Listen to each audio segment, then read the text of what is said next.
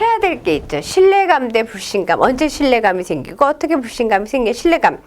이때 누워있는데 거의, 물론 조금 있다간 앉고 기구 하겠지만은 양육자, 특히 먹여주는 사람, 주 양육자 굉장히 중요해요. 그래서 어머니의 관계 속에 신뢰감이 형성된다고 하죠, 에릭슨이. 그래서 양육자가, 부모가 굉장히 반응적이고 애정을 보면 신뢰감이 싹트고 일관적으로 대하면, 그렇지 못하면 어떻게 불신감이 싹튼다라고 하는 거죠. 그렇지만은 이 신뢰감 대 불신감의 몇 대 몇 이렇게 얘기하잖아요. 좀 적절한 비율이 오히려 심리사회성 발달을 촉진시킨다고 합니다. 자율성 대 수치감. 이 자율성 뭐예요? 내가 응가를 내가 마음대로 할 수 있구나. 그런 느낌이죠. 근데 만약 너무 야단하면 어떻게? 잘못해 창피해.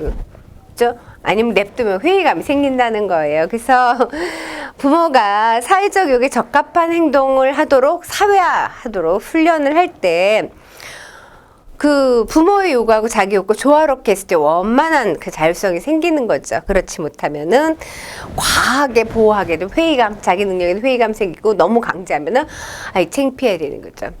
그 다음에 주도성 대 죄책감은 이때 유치기예요. 막 놀아요. 근데 어떤 활동에 지지하고 격려하면 주도성이 생기고 자꾸 제재하고 통제하면 어떻게 해요? 죄책감이 생긴다는 얘기고요. 학교 가서 성실하게 잘해서 선생님 저요 하고 열심히 발표도 잘하고 칭찬받으면 근면성이 생기고요. 학교 생활에서 어떻게 해요? 그러니까는 이때 학교 들어가서 뭔가 많은 대상들이 생기는 시기잖아요. 친구들이. 근데 이때 학교 생활에서 조금 거부당하고 혹시 조롱까지 받으면 열등감이 생긴다는 거고요.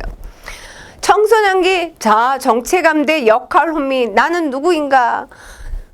내가 어떻게 돼야 되는가? 자기에 대한 생각을 하는 시기예요. 그래서 굉장히 그게 중요하죠. 그래서 이 에릭슨은 하면 자아 정체감 형성 이론이라고 하는데, 청소년기 해야 될 것보다 정체감을 형성하는 거다. 그래서 어떻게 정체감이 형성되냐?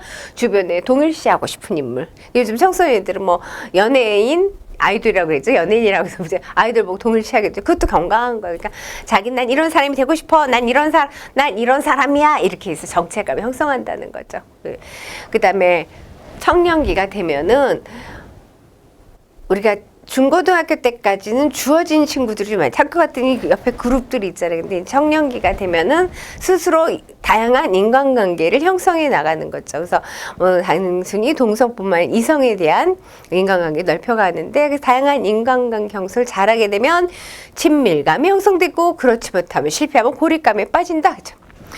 생산성 대 침체성은 후세대를 위해서 공헌하고 노력할 때 생산성이 생기고, 그렇지 못하면 침체성이 생긴다는 거예요. 그래서 이때는 결혼했다 가정하게 되면은 그래서 이제 배우자가 굉장히 중요해요. 배우자. 그리고 이때 배려하는 것도 굉장히 중요한 단계죠. 그다음에 자아 통정감 대 절망감.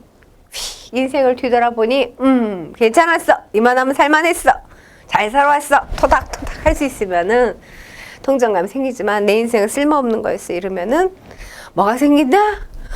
절망감이 생긴다는 것입니다. 그래서 전체적으로 이제 에릭 에릭슨이라고 그러죠? 요거 에릭 에릭슨이에요. 이름이 에릭슨 뭔가 있죠? 이름은 에릭만, 이 성은 본인이 나중에 만들었다고요. 에릭슨의 아들이죠. 에릭선이잖아요. 그래서 에릭슨 자체가 유태인, 반유태인 이렇게 해서 굉장히 자아 정체감을 굉장히 시달렸다고 합니다. 그래서 본인이 좀 겪은 바에서 더 이런 것을 연구를 하셨을지도 모르겠습니다. 이상으로 에릭슨까지 살펴봤고요. 다음 시간엔 도덕성 발달 살펴보도록 하겠습니다. 고맙습니다.